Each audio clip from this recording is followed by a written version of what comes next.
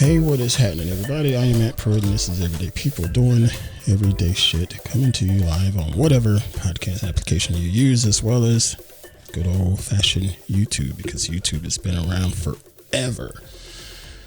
Some folks don't get that. Anyway, I'm Pruitt. Thank y'all for being here. Rolling solo tonight. Queen Pruitt is here, but she's over there busy, because that's what happens.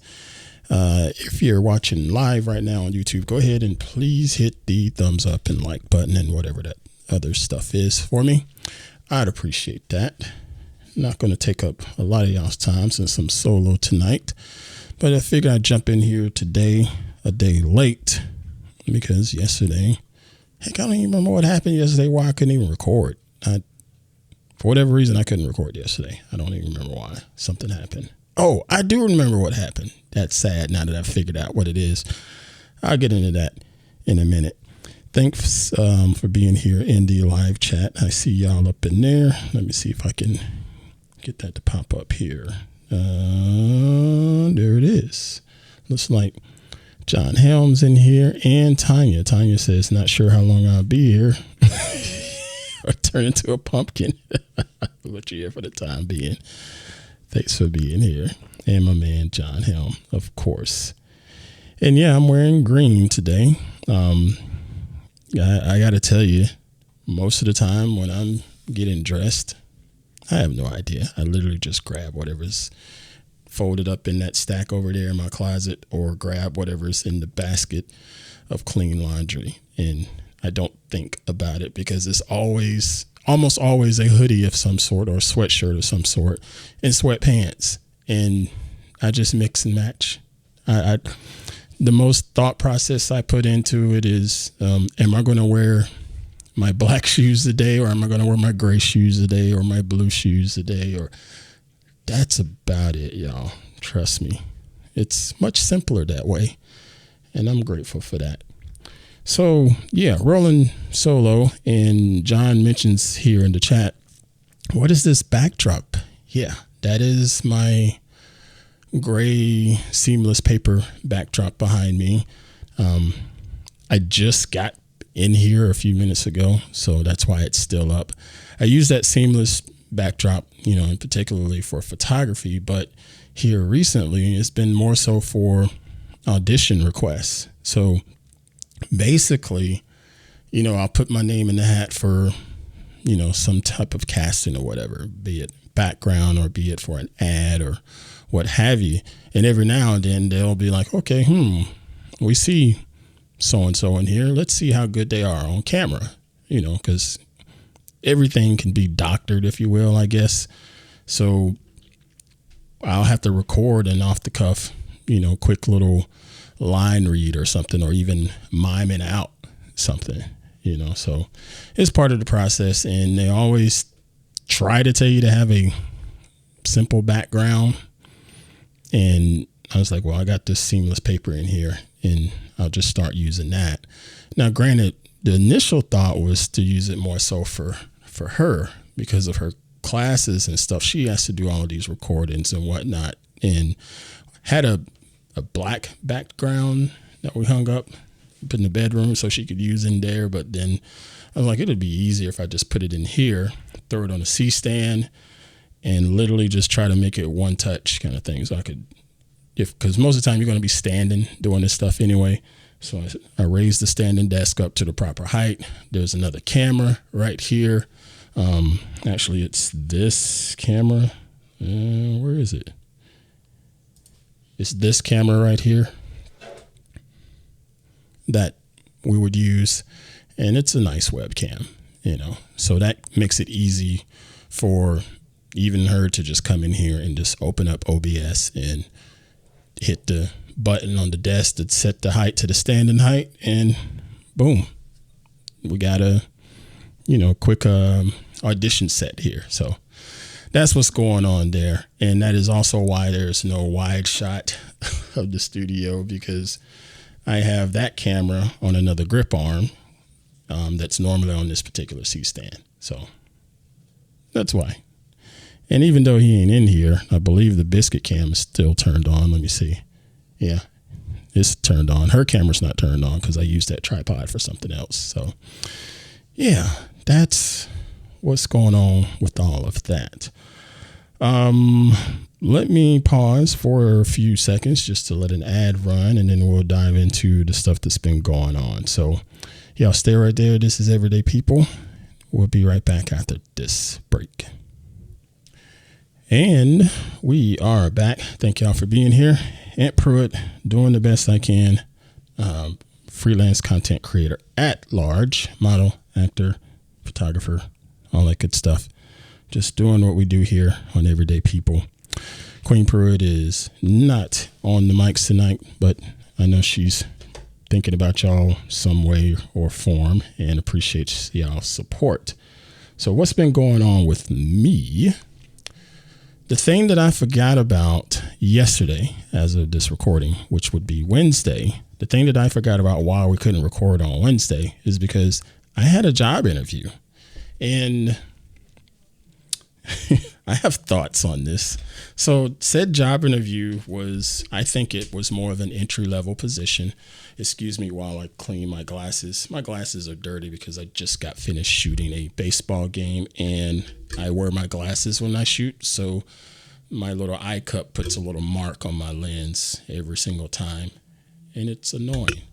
But anyway, so I did this interview yesterday, and it's an entry-level position, but they also had a supervisor / managerial position open too. My thought process was, okay, I'll put my name in the hat for the entry-level position. And I'm not going to say the name of the company, but it was a detailing shop, okay, detailing cars. And I was like, I could go do that if anything, considering I've been having issues getting hired just at the dadgum grocery store. I'm looking anywhere that I can. Okay. It is what it is. And granted, as pessimistic as this sound, I highly doubt I ever will get hired at any of these things that I've been applying for. Just trying anyway, because I got to try, but I hardly ever expect to get hired. Anyway, so went to said interview yesterday, and it was another group interview. I don't know what has happened, if this is the new normal. I can't necessarily say I agree with it, but I guess it makes things cheaper for them to do group interviews as employers. Have y'all ever done any of these, or is that something that's happening in your area for positions that are more like entry level? Or even if it's not entry level, do y'all see group interviews at all? It's blowing my mind. I have no idea on this. And I remember getting the invitation for it, and it said clearly it was going to be a group interview. It's just like, crap. Okay, I'll accept it and just go. And I got in there and it was fine. And sitting amongst the other applicants there, I'm clearly not qualified like they are, because all of these folks had a particular background in the automotive side of the industry and whatnot. So they were definitely more qualified than me, and I'm cool with that. But I also have said in the past that I've done a lot of shit in my past that I wasn't qualified for and just was able to figure it out, throw me in the fire with gasoline draws on, and I figured it out, So I decided to continue on with the interview and just see how it goes from there. So, John Helms in the chat, he says, I've seen, what are you saying? I've seen it for call center interviews. Okay. Well, call centers are more entry level, right? I think so. I think call center jobs are entry level. You don't necessarily have to have a degree to get into most call centers. I don't think you do. If I'm wrong, please correct me, but I've always assumed that was entry level. So yeah, I guess it's an entry level thing. Do they have group interviews for McDonald's or fast food or whatever? I don't know. I've had 2 within the last 2 months, and it's blown my mind, man. It has blown my mind. But yeah, the interview, it was about an hour and a half, something like that. And it happened prior to the time we needed to record the show. So I was like, it's not gonna work. Can't do the show. And I left out of there thinking I could probably do the supervisory job that they're looking for. I could probably do the customer service side of it thing that they're looking for, even though I don't necessarily want to do that. I'd rather just manage the people that's doing the work, because they do have a direct delineation between those two jobs, which is great. And I believe that I could do the detailing stuff. I could learn how to detail a car the right way, because number one, I've always been fascinated with that. It's a bit of an art form to me, and that industry is continuing to grow, because everywhere you look around here anyway, there's a detailing shop. There's wine, there's coffee, and there's detailing shops everywhere around here. So something's going on there. And I've always respected that side and respected that as an art. And I feel like I could do that. Will I get that chance to do that? I don't know. I don't even remember how much it paid. I don't. Probably doesn't pay much. Who knows?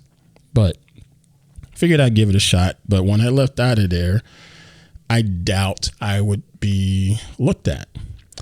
And I've been speaking with my family about these scenarios that I've been in, as far as all of these rejections that I get. I just got rejected by People Magazine for their photo editor position.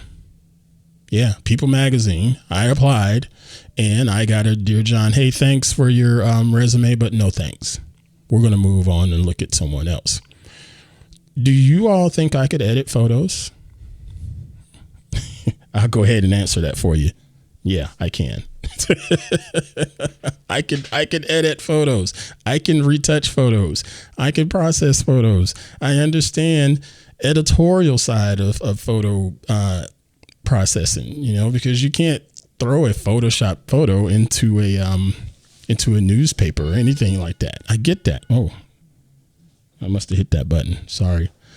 Y'all didn't hear that. My bad. But yeah, I just been getting rejected by a lot of different things that either are in my field or nowhere near my field.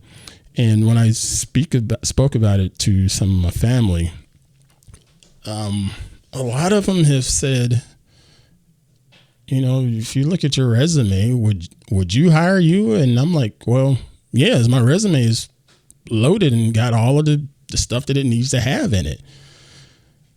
But the problem is, I've been told that some people will look at my resume and say, he's not going to be around here long. That kind of thing. So it's not worth my time investing in someone like him when I look at this body of work, because this person says that this person is trying to do more than what I'm going to offer them here at my particular place of employment. I don't know. I personally think if I see someone that's qualified and that can make my life easier as a business owner, I want that person on the team, and if I can get a year out of them, I could probably make up some good ground of cleaning some shit up. And if they leave after a year, cool. Well, I get it. That's what they do. But maybe they were here and they definitely helped me out within that year, and I'm just going to have to find someone else. I don't know, but that's just how I think.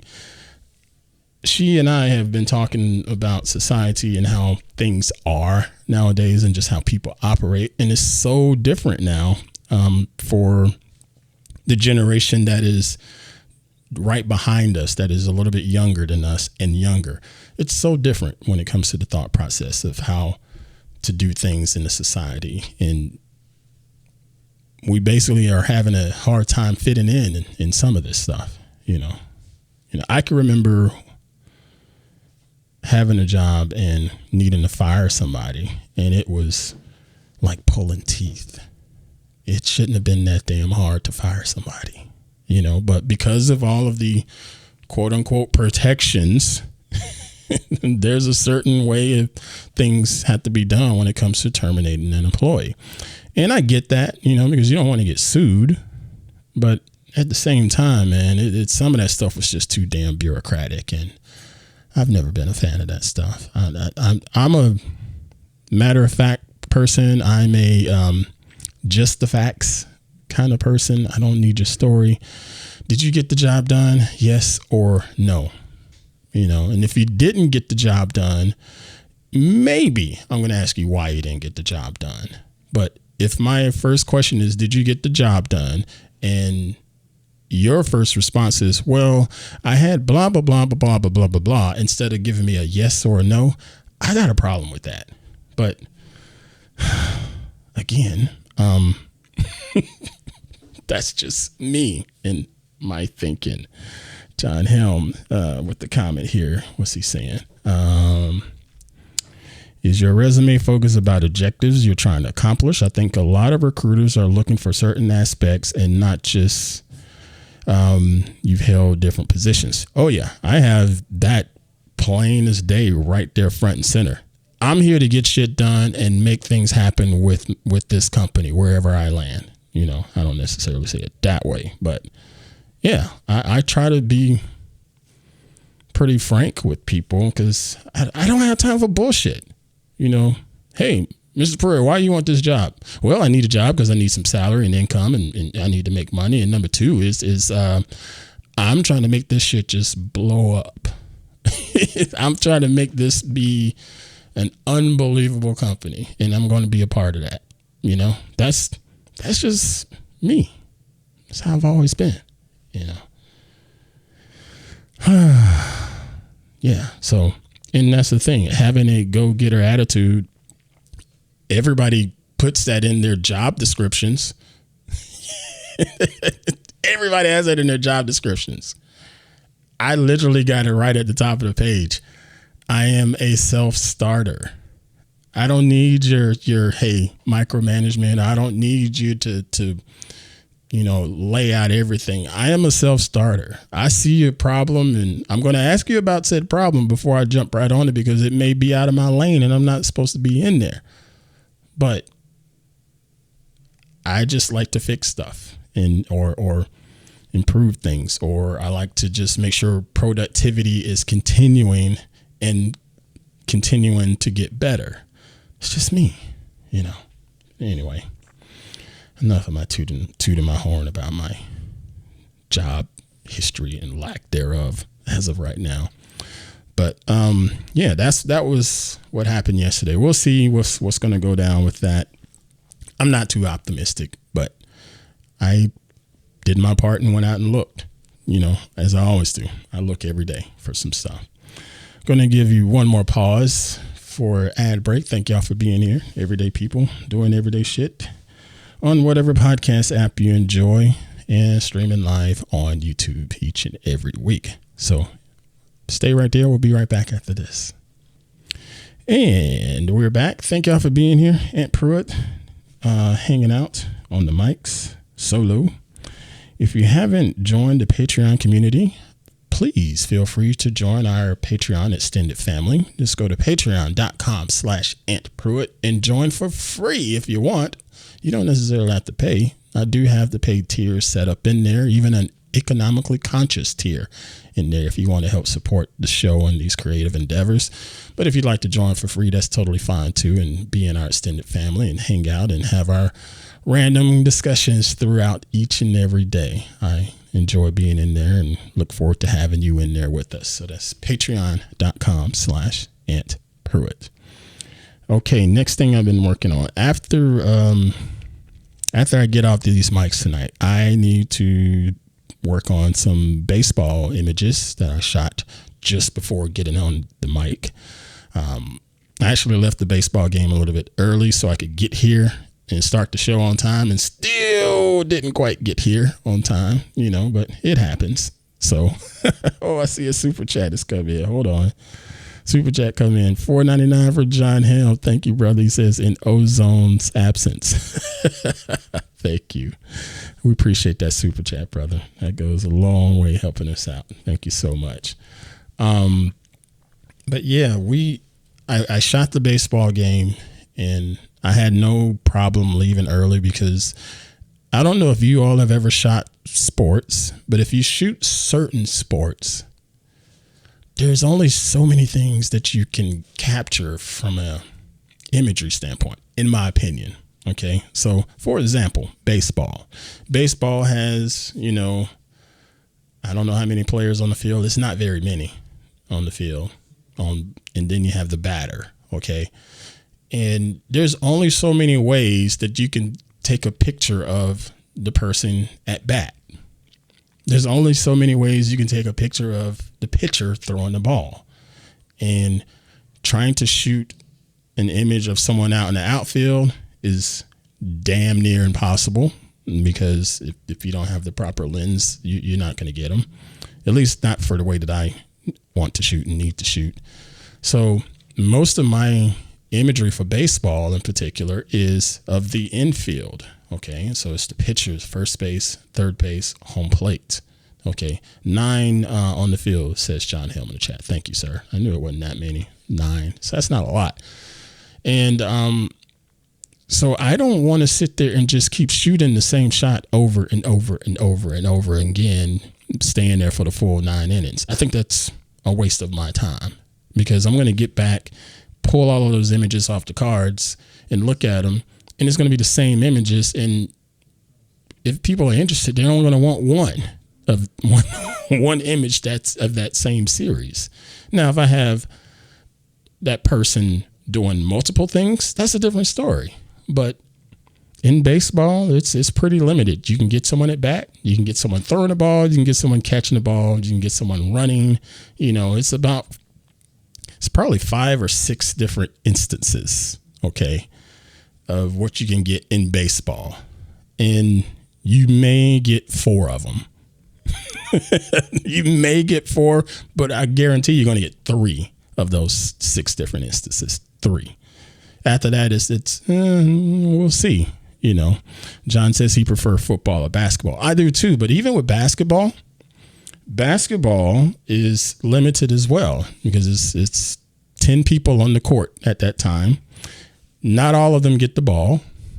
And the person that has the ball the most, they tend to do the same types of moves. So your shots get very, very close to being the same when they're out in the open court. Okay. Now it's a different story. Once they get to the paint, start contorting their body and things like that. Yeah, that's a different story. But I still have limitations there, because how many ways can I get somebody shooting a free throw? 1. But once they get into the paint and get into the groups of people, then it gets a little bit more interesting. But basketball, as some of you know nowadays, it's gotten a lot more spread out. And so it's a lot more perimeter stuff happening, not a lot happening in the paint anymore, because it's just not as physical anymore. Oh, my man Demancey up in the house. He says, I enjoy baseball live, but can't watch it on television. Yeah, I will watch. The only time I watch baseball on TV is college baseball, because it's fast. And those kids, they get up there, they throw that damn ball and they hit the damn ball and they move on. The pros, not so much, in my opinion. But yeah, I don't watch any of them hardly now. But if I were to watch, it would be college ball, especially like ACC or SEC. They're really good. And then, Oregon's baseball team has been pretty known too. So we shall see. But yeah, that's the thing when it comes to shooting baseball games. So I was able to leave that game early, because I knew it was just the same group of shots. No sense in spending all my time out here. I can come over here and be productive in the studio. So I did that, but still got here late. My apologies for that. Now, what's coming up next week? This week has been a little bit slower. No, I ain't gonna say a little bit. It's been a lot slower, because I haven't even left the house hardly at all, because I didn't have to. And it's just been a lot more just going through the boards, going through the job boards, going through the gig boards and things like that, following up on emails, and just trying to do as many auditions that I could do if offered said callbacks. And there's been a little bit of frustration in there, because stuff would break at random, whatever. Like, I got a card here right now, an SD card that what's crazy is first it started out. Let's go back to the shoot today, the baseball game shoot. First it starts out crazy. I didn't have a card with me for one of my cameras, but I knew I had the backup card in the car because I always have backup cards. And so when I got to the venue, pulled everything out, pulled out the backup card, went to format it. It wouldn't format. The backup died. So not sure why. So I had to come back. Fortunately, it's close. I came back to the house and just got another card and went and did the shoot. And in the middle of said game, card died. And just totally at random. And I had been shooting and the card died. Fortunately, I had backups, but it just made me mad that what the heck, man? Oh, why is this happening to me? And then I told you all about this lens that I got, my telephoto, my 300 millimeter lens that I want to upgrade, but I can't afford to upgrade them because I want to get a 400 millimeter, but those things are like $6,000, $7,000. And I don't have that yet. So I'll have to get my current 300 millimeter fixed. And that was going to cost me, the original quote was about $350 originally. So I sent it to the folks to get it repaired. And of course it was more than that. And I just got the numbers back today. It's like $500 and it just annoyed me why did that have to happen? Because it's always something, but that's what happens when you're dealing with mechanical things that's got moving parts. If one thing goes wrong, more than likely something else is going to go wrong in that moving part. So I'm pissed because it's like, dang, that's freaking $500. But the flip side of that is $500 to repair my old lens to make it better, like new-ish, even though it's an old lens, it'll perform like new. Or spend $5,000, $6,000, $7,000 on a brand new lens. So what do you do? That's a no-brainer right there. So I'll eventually scratch up the bucks to get that repaired and have it back in my hands sooner rather than later, because I'm going to need it for track and field season, and I'm going to need it in the summer for summer football workouts and stuff like that. It's 300 millimeters is the way to go when it comes to shooting football, and heck, even if you can do it in basketball, it's the way to go. But definitely in football and baseball for sure. Yeah. So that was that, and then just like I said, just sort of spent most of the time this week just trying to get on the radar of people. And I did have a call back last week that we talked about, and got in touch with those folks again earlier this week, and we nailed some things down, and I will be shooting that ad next week. So I got one booking next week that I know of. For some reason, I think my calendar has some other stuff on it. As a matter of fact, let me look while I got y'all right here on this here line. Let me look real quick at this calendar, because it seems like there's more things going on next week than that one shoot. Wonder if it's like doctor's appointments or something. Oh no, there's some tentative shoots where I'm waiting to hear back. That's what's going on for 2 days next week. And I think I could get them. I feel pretty good about them, but we'll see. I'll hopefully I'll know by Monday or so, so yeah, there's that. And I'm looking forward to that shoot next week.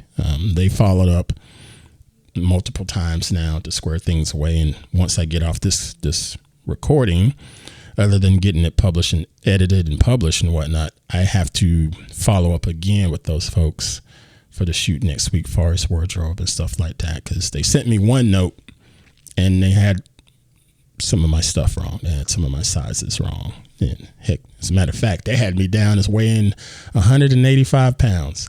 I haven't weighed 185 pounds since I was, I think, 15, 16, so something like that. And I'm like, where'd they get 185 pounds from? Because do I look at 185 pounds right here on this here screen?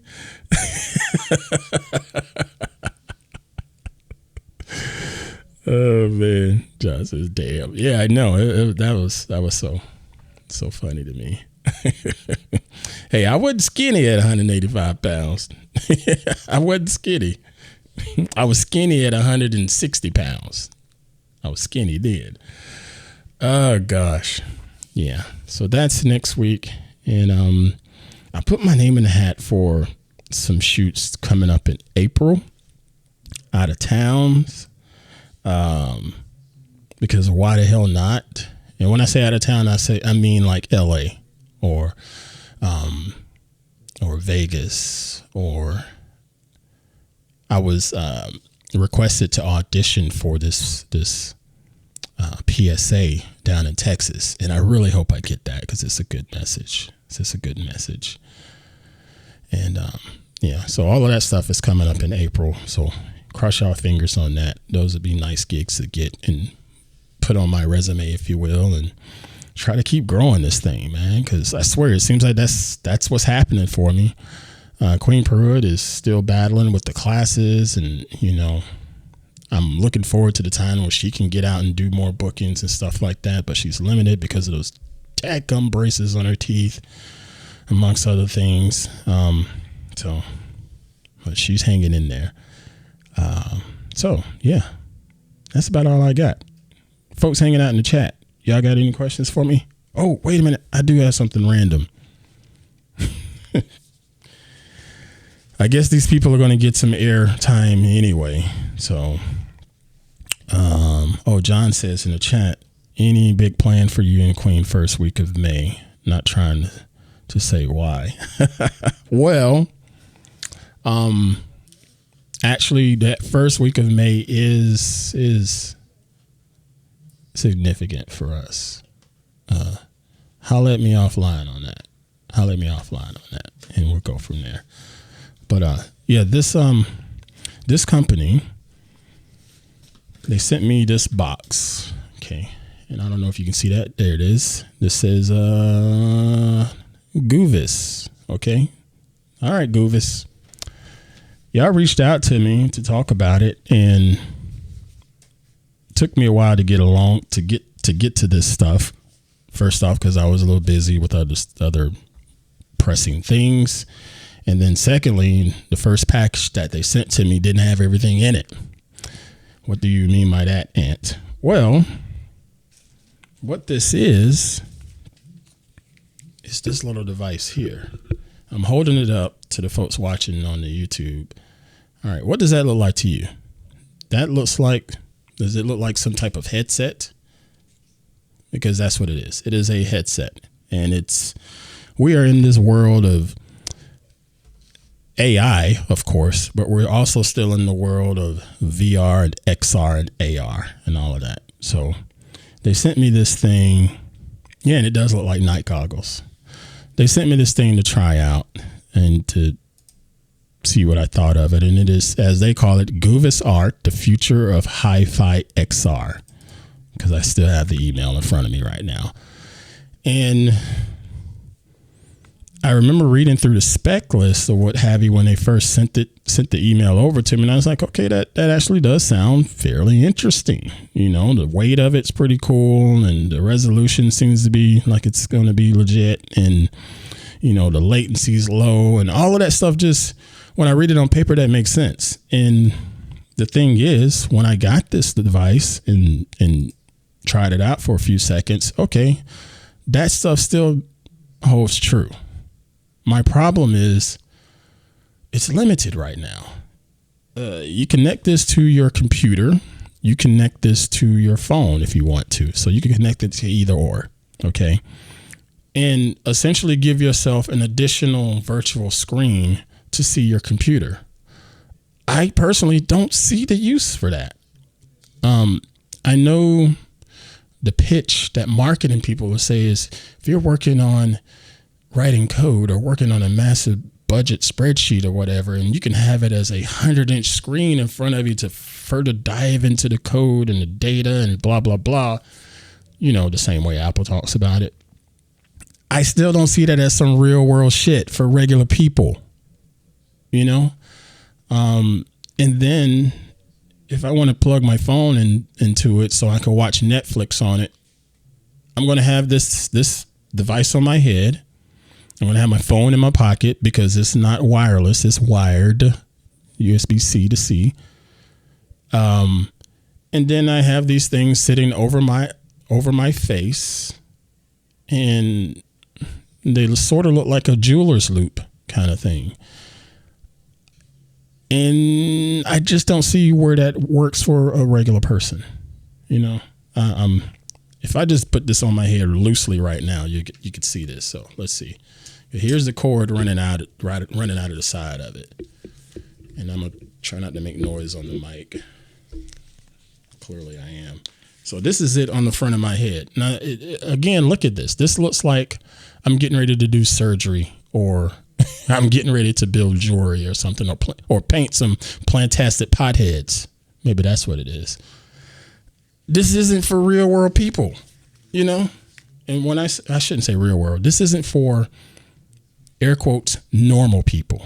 And I don't think any of this shit is going to matter.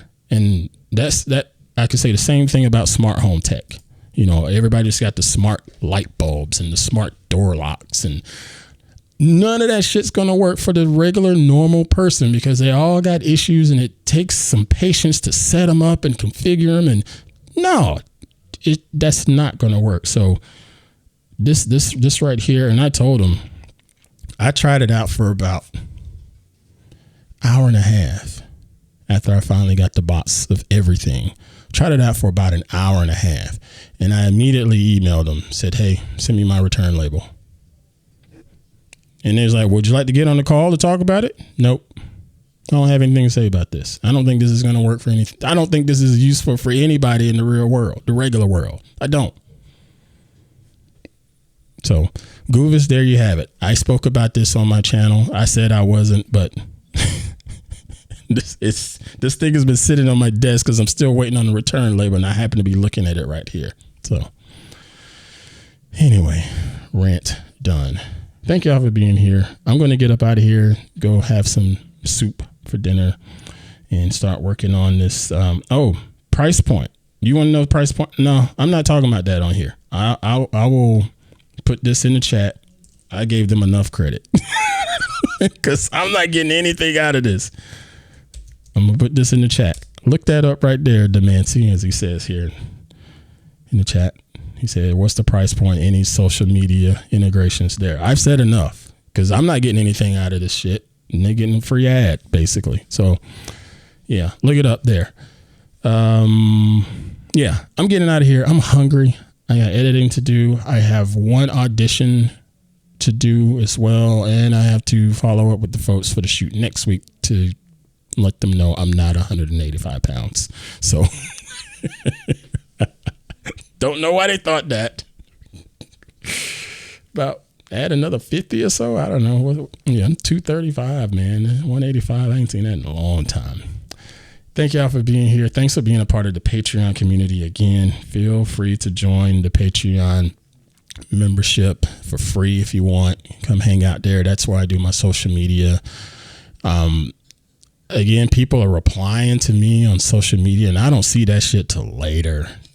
If I even see it at all, because I don't use the social media. I don't. I'm literally just robot posting stuff to these social media platforms, and I'm still publishing to Substack to try to help grow the show and the audience there too. But yeah, if you want to holler at me more so, do so in the YouTube comments or even in the Patreon community there, and both of those are free options, and they also offer ways to financially support the show too if you choose to. All right, thank y'all again. Please don't forget to do something nice for yourself and do something nice for someone else. Know that it's okay to love you some you.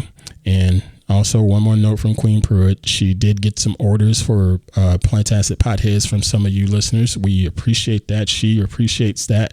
And she is working on one of them.